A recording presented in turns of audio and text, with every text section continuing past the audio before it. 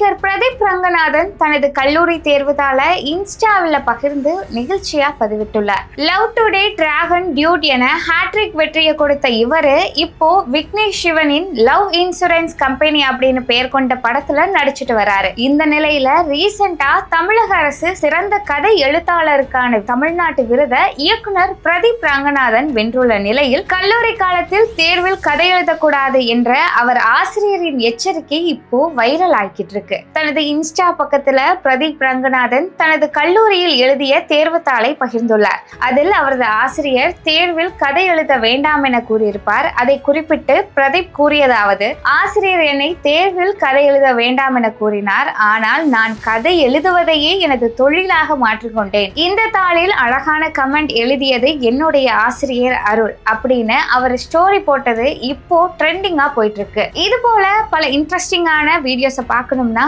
நம்ம voice of Ashok சேனலை subscribe பண்ணுங்க.